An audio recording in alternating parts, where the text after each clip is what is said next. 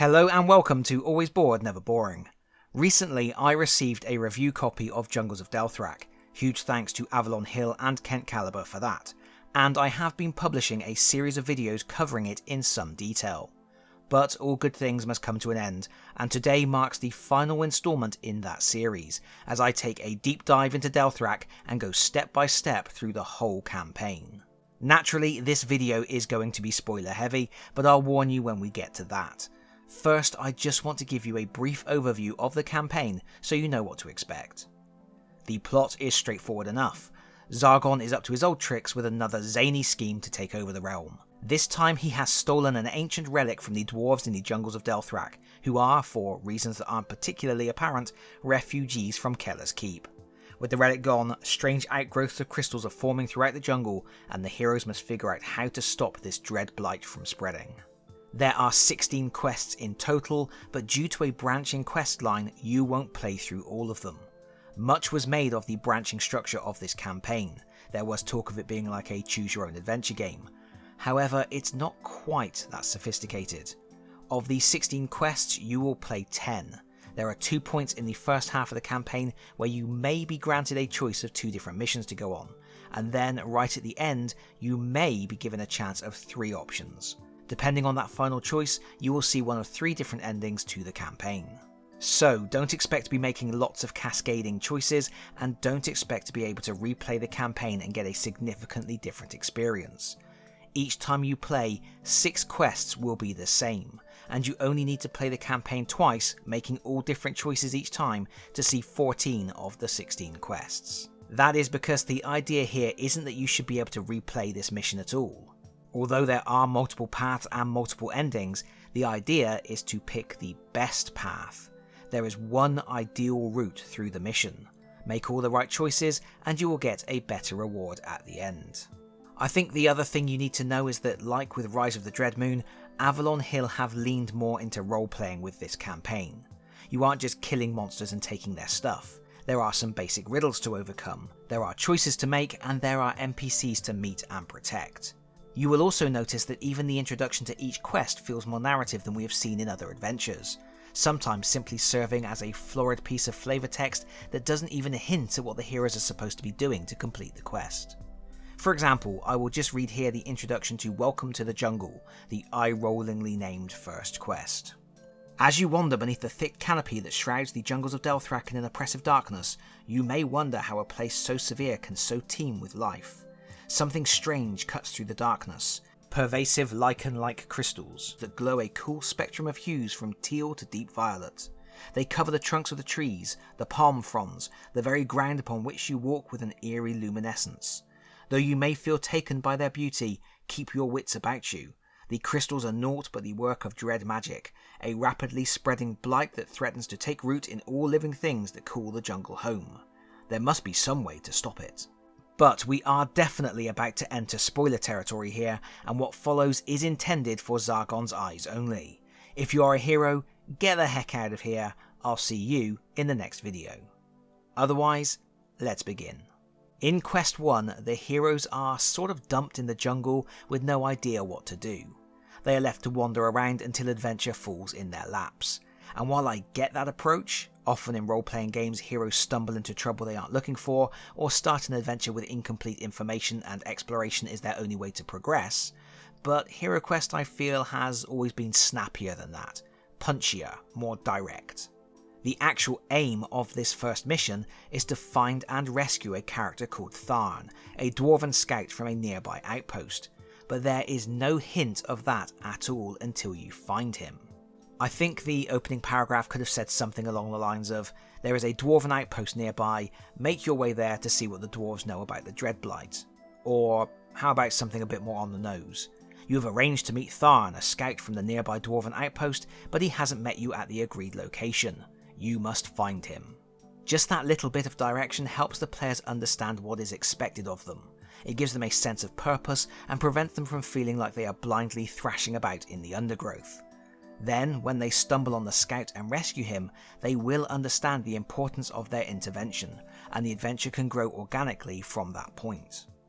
Speaking of organically, the first mission immediately highlights a weird and persistent disconnect between where the heroes are supposed to be and how the adventures are presented.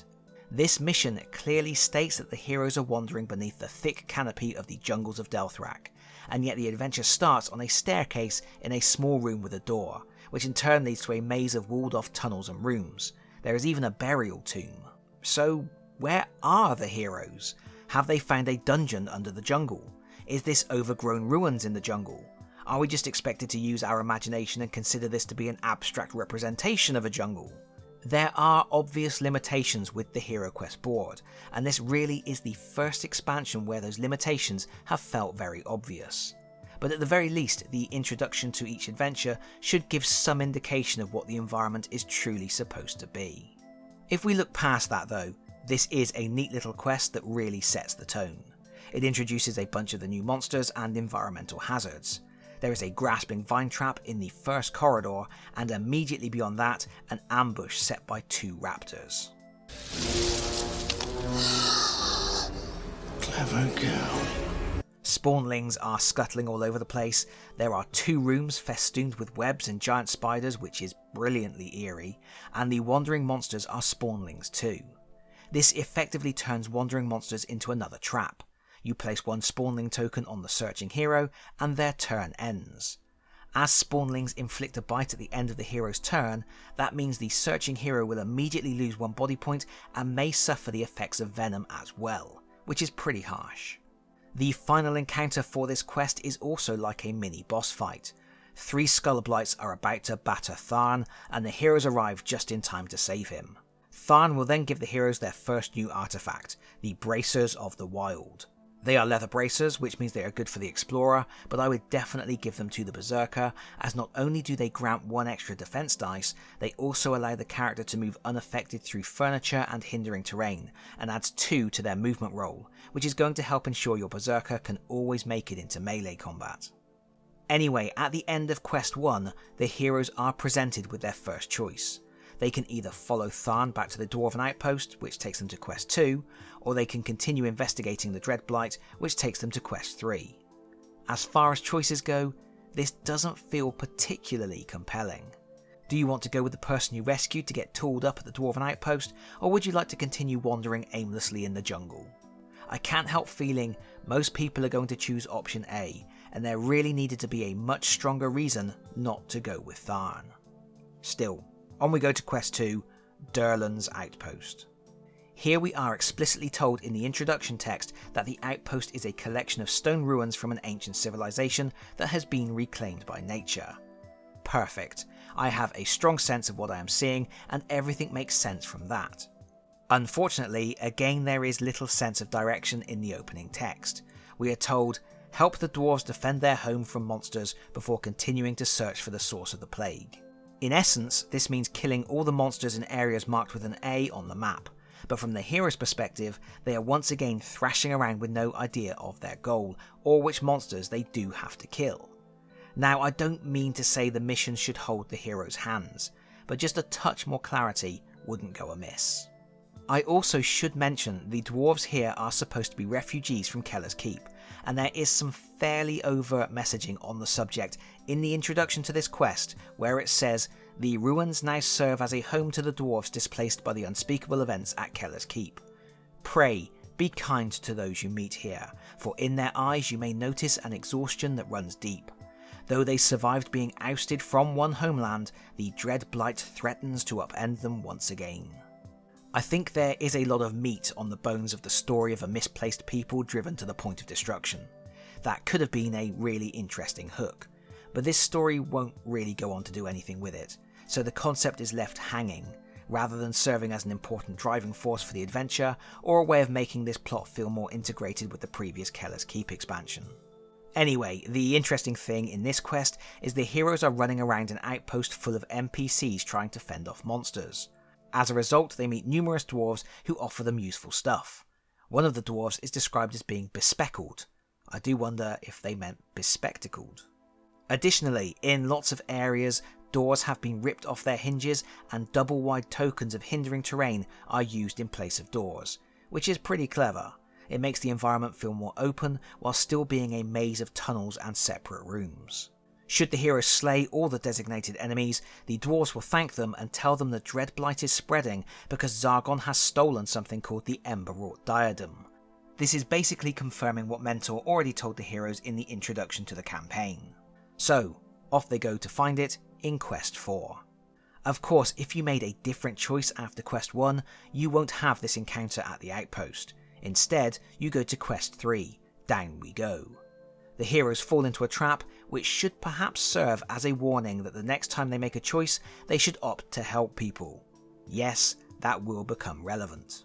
Here, the ground collapses beneath the heroes as they bumble around, and they end up in a maze of tree roots. That means the board is used in a more abstract manner. You are going to have to imagine the walls are made of interwoven roots. The heroes are plopped in the middle of the central chamber, and their one goal is to find the exit and escape. Not a huge amount to say about this one really. One of the main things to note is that most of the doors are already open, and monsters inside the rooms activate as soon as a doorway comes into line of sight. That's going to keep the heroes under pressure. Also, this is the first mission to feature the massive Blight Crawler. It appears 3 times, twice as a regular Blight Crawler, and once as a boss called Death Spinner the Blight Queen. This boss is integrated in a peculiar manner. First, her presence as the ruler of this domain really suggests the heroes should have been trying to escape tunnels festooned with webs, rather than tunnels made of vines. How much creepier would it have been if the heroes realised they were in a giant spider's lair and they were just waiting for the inevitable ambush? You could have added some cool mechanisms like movement activating the webs and giving away their position. Stuff like that, which would have made the first appearance of a Blight Crawler even more special. The second weird thing is the Blight Queen has a unique stat block and skills listed in the quest book. However, the rules fail to clarify if she is actually a Blight Crawler with all of the usual Blight Crawler abilities. This has been officially clarified, and she does indeed get all of the standard abilities as well as those in the quest details, but it's something of an oversight. Finally, and this is the really weird thing, the heroes don't need to fight her. They can actually walk straight past her and leave. There isn't even a really cool reward for defeating her, just a couple of potions and some cash. But defeat her or not, once the heroes find the way out, they go to Quest 4, the same quest they would have gone to if they had gone to the Dwarven Outpost first. Quest 4 is called the Blighted Barrows, and the introduction starts by saying the heroes emerge from the underground trellis. This only makes sense if the heroes are coming from Quest 3. I'm also not keen that this quest introduction immediately lays it out that the goblins here have struck a deal with Zargon, and Zargon has promised he will remove the dwarves if they assist him. This feels like plot that the heroes should uncover during a quest, not something dropped as exposition. Still, I do appreciate that the introduction makes it clear we are in the overgrown ruins of ancient tombs. Again, we have a nicely defined setting for this adventure. As far as the mission goes, it's relatively straightforward. There are lots of goblins, including archers, with raptor pets. There is also something which I think is pretty neat, a tomb with a single sealed doorway that the heroes cannot force open, but they can open it with the genie spell. Finally, someone has created a scenario that gives the wizard a reason to use the genie as something other than a nuclear bomb. I love to see it. Of course, you could also use alternative methods to pass through the rock wall, but unfortunately all of the solutions require you to have the right party member or piece of equipment to do it. At no point in the quest are you given anything that can help you open this door. At least there is nothing essential inside, just a big pile of cash. I also really like the boss fight in this mission. There are 4 goblins in a room with some crystals, and if a goblin dies, the magic of the crystals will bring them back to life as a skull blight. Heroes can brute force the situation and kill every enemy twice, or they can figure out they should smash the crystals first. That's a cool set piece. At the end of this quest, the heroes find the Ember-wrought diadem, which is an artifact that works like a helmet but is not classed as armour. It gives you 1 extra defense dice and 1 extra body point. Give it to any of your heroes who aren't allowed to wear a helmet. Then the heroes are on to Quest 5, Rescue Revel Route. The heroes arrive at the ruins of an ancient temple which has been overgrown. There is a small plant-like creature trying to free itself from the clutches of the jungle floor. Perhaps the heroes should save it. This is an interesting one, as it leaves something up to Zargon to figure out. The quest text says that if the heroes do rescue the creature, it will join them as a companion, but it can't attack and only defends itself. Two things to note there.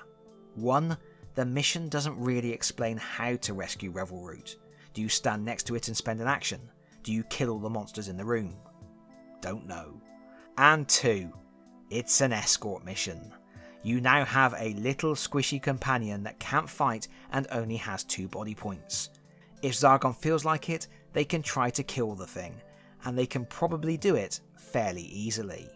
And while the heroes don't know it, there is a choice at the end of this mission that lets the heroes pick one of 2 different quests to go on, but that choice is dependent on Revelroot being alive. What else can we say about this mission? There is a cool new environmental hazard, crumbling pillars. If you stand next to one, there is a 50% chance it falls on you like a falling block trap. Not only is that an interesting way to integrate new traps, but it also reshapes the room as you fight. The original pillar will be removed and a falling block trap will be placed on the space the hero was standing on. That adds a whole new level of tension to the fight. This mission also features a statue that turns into a gargoyle. Is it even a HeroQuest campaign if this old trope doesn't roll out at least once? At least here we have a statue miniature that gets replaced with a gargoyle. There is nothing more obvious than putting a gargoyle miniature on the board and saying to your heroes, no, really, it's just a statue. There are 2 routes through the level. One will involve fighting a giant serpent and the other involves fighting a blight crawler. The heroes must face one of the large enemies to escape, but they will never face both. That's cool level design, but I would have liked to see some more hints built into the map so players could make a more informed choice. There could be maybe more webs on the route leading to the spider, and more undergrowth and serpent spawnlings on the way to the serpent. But if the heroes survive, they will meet Tharn again. He says he has found the entrance to a dwarven smithery that should contain a lot of powerful artifacts, and if the heroes decide to go with him to explore, they go to quest 6. However, if Revelroot is still with them, it implores the heroes to help its people who are being eaten by a giant serpent. If the heroes decide to help, they go to quest 7. If we ignore the fact that this choice is only available if Revelroot survives, this is a much better decision point than the first. The first decision was go somewhere that seems obviously helpful or wander around a bit, but this second decision point is more a test of character. Will the heroes abandon Revelroot in search of weapons and gold, or will they give up those riches to do the right thing and help the indigenous people of the jungle? Much better. Good stuff. Let's assume for now the heroes are selfish and go to quest 6, the Vaults of Thrak. The introduction spins this as the heroes trying to recover powerful items to prevent Zargon getting them, but I think that's just to make you feel better about all those little plant people you have sentenced to death. This though is our first old-fashioned dungeon level. No hindering terrain or grasping vines, just cold stone walls lined with traps, and the heroes simply need to explore for treasure and then find a stairway out. This mission uses skeletons for almost every enemy, but they aren't supposed to be skeletons, they are stone sentries. The ranged ones throw boulders. If you have some stone golems in your miniatures collection, you may want to swap them in for some greater immersion. There is also a special Forge Heart Golem represented by a large token. This is a relatively tough enemy with an AoE attack that can inflict up to 2 body points of damage on every hero in the room. Interestingly, you can find Borin's armour in this level. If you already have it, you find 550 gold instead. And that does annoy me a little bit. The dwarf has been somewhat left behind compared to the other core set heroes. He never got his own dwarf quest, and from the way Avalon Hill talks, he won't ever get one.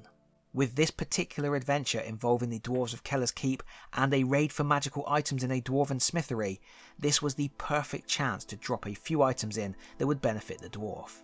You could argue that might not be a great idea because the dwarf might not be with the team, but then I would counter, what else would you expect to find in a dwarven smithery? A new helmet or better axe would have been nice. I probably would have gone with a regular battle axe, but the dwarf can use it one-handed with a shield. The heroes can also find a new artifact, the Girdle of Might. Weirdly, this feels like an item custom made for the Berserker, as it lets you roll 1 extra attack dice in melee. Also weirdly, apart from not being usable by the wizard, there are no restrictions on its use, so you can wear it with armour. To escape, the heroes must find a vault key for the door leading out. They can get out at any time once they have the key, but obviously the more they explore, the more goodies they may find. And here we have an important correction to make. The quest says that upon completion, the heroes go to Quest 9. This is a mistake that will be corrected in future print runs. The heroes should actually go to Quest 8. Of course, if the heroes choose to help Revelroot, they skip Quest 6 and instead go to Quest 7, a dwelling in peril. The introductory text to this mission is odd, because there is a really long section where the heroes work out Revelroot's name through a game of charades. This seems out of place. Revelroot has already been with the heroes for a whole mission, so why now are they suddenly interested in the thing's name? And also, it's a bit fluffy and doesn't drive the story forwards. All the heroes really need to know is there is a giant serpent and they have to kill it. This seems like a tough mission though, and it is the first in which all 3 of the new large enemies make an appearance. On the plus side, there is the potential to get a really cool reward for the team. In one room, the heroes will find a small raptor, and if they move adjacent to it, they can automatically free it. It will then run away. This will be important later. In another room, the first hero to finish their movement is ambushed by a giant ape. This sort of thing is good. The room appears empty, but once the heroes venture inside, the ape drops from the treetops and all hell breaks loose. That sort of thing keeps heroes on their toes. And of course, the boss fight on this level is a giant serpent in a large clearing with some raptors. If the heroes defeat the serpent, they can continue to Quest 8. If they also freed the small raptor earlier in the quest, they receive the Fang Warden Armlet, which lets the wearer summon a raptor ally. This raptor stays with the group until it is defeated, but after 2 quests in which the raptor is unavailable, the raptor is healed enough to once again be summoned by the armlet. That is a great item, and it lets the heroes have access to an ally even if they have a full party of 4. That's the first time that's been possible. But there is a quick note to make on sloppiness here. In the quest, this item is referred to as the Fang Warden Amulet, but it's actually the Fang Warden Armlet. A little thing, but something that shouldn't have slipped through. Whether they helped Revelroot or went treasure hunting, the heroes will eventually end up at Quest 8, the Ruined Temple. The introductory text says it's time to face Zargon's forces head on, starting at this temple. But I'm not really sure why. Nothing that has happened up to this point suggests we knew we had to come here and do this, but apparently we need to go into the temple and find a stairway down to a subterranean level. There are a few interesting things in this mission. You will meet a goblin warlock called Grulob that uses the multi-phase enemy rules. First they will fight as a goblin, but if they are defeated, the miniature stays on the board and they assume a demonic form instead to continue the fight. I would say absolutely swap out the goblin miniature for a gargoyle miniature at that point. I do really like the multi-phase enemy rules. We first saw them in Against the Ogre Horde, and when used sparingly, they are a cool surprise for the heroes and make boss fights more dramatic. If the heroes slay the warlock and search the room, they will find the Sapphire Skull.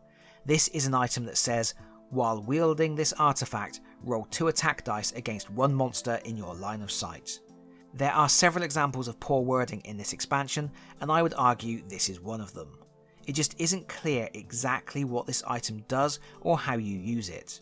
It has been officially confirmed that as an action you can use the skull to make an attack with 2 dice. The card should have said that. Oh, and fun note, this isn't classed as a ranged weapon, so your berserker can use it to make ranged attacks. To escape the temple, the heroes must finally advance down a corridor that is trapped with rotating blades, and this is honestly unpleasant. The corridor is 7 spaces long, and every time a hero stands on a space in that corridor, they roll dice equal to their mind points, and if they don't roll any 6s, they lose a body point and their turn ends. That's pretty obnoxious. There is no way around the corridor, and no indication you can disarm the traps without pulling a lever at the far end. A barbarian could survive the gauntlet, tanking hits, but it could take up to 7 turns to get across. Other heroes are more likely to dodge, and the dwarf and explorer only need to roll a 5 or 6 to avoid the traps, but a few unlucky rolls for a character like the wizard is going to turn them into mincemeat. I think this is one of those places where, as Zargon, I would step in and allow some creative options. For example, by making it clear there is a lever visible at the end of the corridor, I would probably let a hero with a crossbow trip the switch at range, or let them send the raptor ally to flick it, or maybe even let them cast Genie to do it. After all that though, the heroes move on to Quest 9, the Necropolis. We are told this place has not seen living creatures in quite some time, which is nonsense because there are some Blightweaver cultists down here. We are also told there is something important the heroes must find to help them unravel the mystery of what ails the jungle. And at this point I feel like the plot is all over the place. Back in Quest 2, we were told the jungle was blighted because the Ember-wrought diadem was in the hands of Zargon's evil forces. The heroes reclaimed that artifact in Quest 4. Since then, they have made no effort to return it to the dwarves, even though they met Tharn the Scout in Quest 5, who absolutely would have clocked that one of the heroes was wearing it and probably would have asked for it back. And instead they have continued to wander around looking for something to unravel a mystery that, as it stands, appears to have been solved anyway. Still, this is a nice straightforward mission. Dread warriors here are actually arcane mummies that can cast spells. There is a cool set piece early on where when heroes enter Zone A, the walls break open and all the mummies in Areas B are revealed. I like stuff like that. That's cinematic gold. There is a chance to pick up a Phantom Blade if you don't have one. You get 500 gold instead if you do already have one. And there is a neat riddle in this level which is handled shockingly badly. In Zone D, a bookcase spans the room and there is a scroll that says, "To discover secrets beyond, you must tread as soft as silk." There is no solution to this riddle printed in the quest book, which is a huge oversight. As far as I can tell, the solution is a hero is supposed to drink a spider step elixir which lets them move through furniture. They can then search for the secret door and go into the room to kill the mummy and gain some fat loot. Once the mummy is dead, the bookcase crumbles, letting the hero back out. Now, admittedly, it isn't essential for the heroes to solve this riddle. The loot they find amounts to healing potions and cash. No special weapons, no quest artifacts. They can safely bypass this completely and still go on to complete the mission. Fine. But nevertheless, not only does the quest text fail to include the solution for Zargon, but also there is no spider step elixir available anywhere in this particular quest. Okay, one of the heroes may have the Bracers of the Wild, which would also work, or the heroes may have a potion from earlier, but if you are going to have a puzzle in a level that requires a certain item to resolve it, you really should make sure there is a way for the heroes to acquire that item within that level. Still, eventually the heroes will find a leather-bound book indicating they need to go to a hut in the jungle, and that leads to Quest 10, the Witch of the Weird. Awesome. I love when witches turn up in adventures. This map, for me, is one of the hardest to get a sense of what it is supposed to represent. The introductory text says, "Before you stands a moss-covered hut, balanced on precarious-looking stilts." But the heroes arrive in a walled tunnel at the opposite end of the board to the hut, and between them and the hut are other rooms containing bookcases, tombs, even a fireplace. So what is this? A collection of huts? One massive hut twisted by magic to be larger on the inside than it is on the outside? A hut within some ruins? The introductory text doesn't really give a strong sense of place, and the board becomes quite abstract in nature as a result. Oh, and this thing about the hut being on stilts.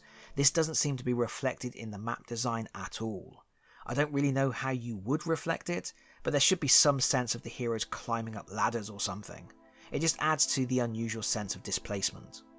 The quest itself is a straight up hack and slash dash to get to the witch, whose hut is the only point of interest on the whole map.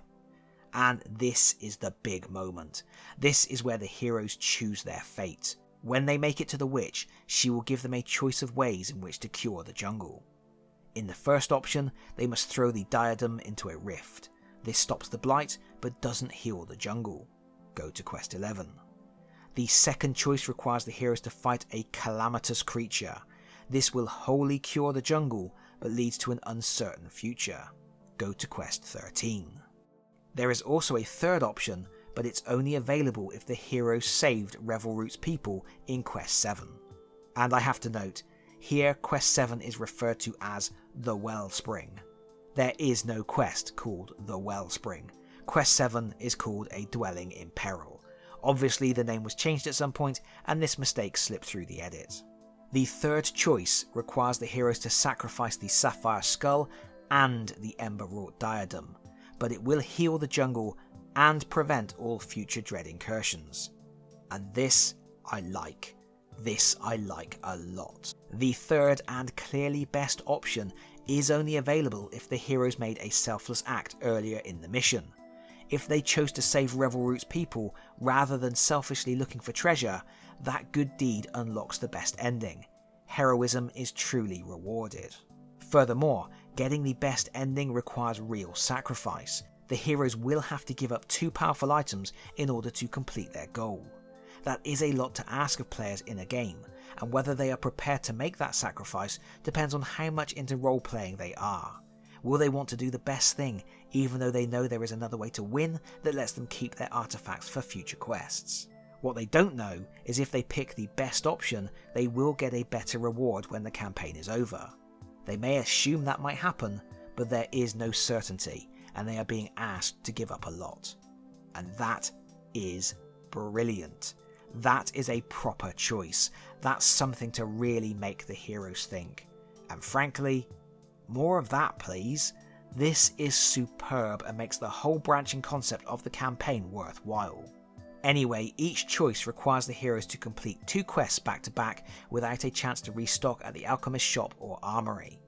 Furthermore, spells, skills, body and mind points will not refresh between the 2 quests, so the heroes will need to be cautious. We will start by looking at Quest 11, the Cavern of the Glimmering Skulls. The idea here is just to make it to the exit, but there are some interesting things to find along the way. There is a room with a statue where if the heroes search for traps they will find a plaque saying "Bend thy knee." If they stand in front of the statue and don't kneel, it turns into a shock horror gargoyle. The heroes may also find a stone tablet that tells a story of glimmering waters and the troubles they caused for people surrounding them.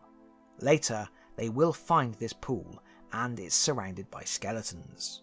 Special enemies called Reservoir Guardians stand around the pool, and I do feel there was an opportunity missed here to call them Reservoir Dogs. They don't activate unless a hero enters the room, and there is actually no need to enter the room. Heroes can simply move on and leave the pool untouched, which they may deem a sensible move after noting the skeletons and the earlier story on the stone tablet. However, if the heroes defeat the Guardians and decide to drink from the pool, they will get a random bonus, either full healing or a permanent 1 point increase in mind or body. Should any hero attempt to drink from the pool a second time, they will learn a valuable lesson. The previous blessing they received is immediately stripped away, and they take 3 body points of damage. That is pretty clever. There are hints that the waters are bad, but if the heroes risk it, they will be rewarded. That reward may convince them the waters are safe to use again, and that's when they get reminded, in the worst possible way, about those previous warnings. If the heroes find a way through the cavern, they go to Quest 12, the Blight Rift. This mission is played out over a single large arena beyond the waterfall. Here, the heroes face Gretzel the Blight Speaker, a goblin warlock who uses the multi-phase ability to first transform into a demon spider and then a demon ape. Once during the fight she can ignore all damage from a single attack, and once per fight she can cancel a spell, so this is going to be quite a challenge, especially as she also has some Blightweavers and a raptor to help her. But if she is destroyed, the heroes throw the Ember-wrought Diadem into the rift and save the day. The Blight is banished, but the jungle will never be the same again. Still, this is a victory for the heroes, and they will be rewarded with 1,200 gold and proclaimed allies and champions of the dwarves from now on. If the heroes instead chose the witch's second path, they will go to Quest 13, the Burial Ground. This is pretty much a drawn out scrap. Heroes are going to face a lot more monsters, and they simply need to find the stairway to get out. Note that they start in the top left of the map. The entrance symbol is partly obscured by the decorative page border. Not much to say about this mission other than there is a bit of BS to watch out for. There is one cocoon that houses 4 spawnlings. If a hero opens the cocoon, All 4 spawnlings are placed on their card and their turn ends. That means they are immediately going to take 4 wounds. If that happens to the wizard, it's instant lights out, with no chance to do anything about it. Okay, the other cocoon contains an elixir of life, but still, I think it's a bit much. This quest leads directly to quest 14, the Bloom Rot Scion, which is a fight in a single arena against a gigantic creature, which appears to be some kind of mutant Venus flytrap, represented by a cardboard tile. This is a proper boss fight. The creature hits everything adjacent whenever it attacks, has a mind of 0 making it immune to a lot of spells, can never be forced to miss a turn, and if the heroes ever reduce it to 0 body points, from a starting point of 12 body points, the Scion can instead choose to sacrifice one of its tendrils to stay in the fight on 1 body point. And at the end of each turn, it can spawn a new tendril, each of which can move around and fight. This looks really exciting and hints at what boss fights in HeroQuest could be. We just don't see enough of this sort of thing. But if the heroes destroy the Scion, they cure the jungle. The heroes are awarded 800 gold and they didn't have to sacrifice any artifacts. However, if your heroes want to be real champions, they need to go for the witch's 3rd option, which takes them to quest 15, the Crossing. This is a short mission, but it's stuffed to the gills with enemies. Just look at that first room. The only thing of real note is the bridge the heroes must cross. It is very rickety, and the first time in a turn that a hero moves onto a space on the bridge, they must roll a dice, and on a 1 or 2 they slip and their turn immediately ends. Fortunately, drinking a spider step potion will negate the need to make this roll. It's uncertain if the Bracers of the Wild also negate the need to roll, but I would probably rule they do. Still, this is going to be a tough situation to get through. There are Blight Weavers ready to hit the heroes with Channel Dread, and there is even a Goblin Warlock to contend with. But if the heroes make it across, they go to quest 16, the Crowning. As with the other climactic battles, this final encounter takes place in a single arena, and there is a pretty cool narrative beat here in the introductory text that should make the heroes feel good.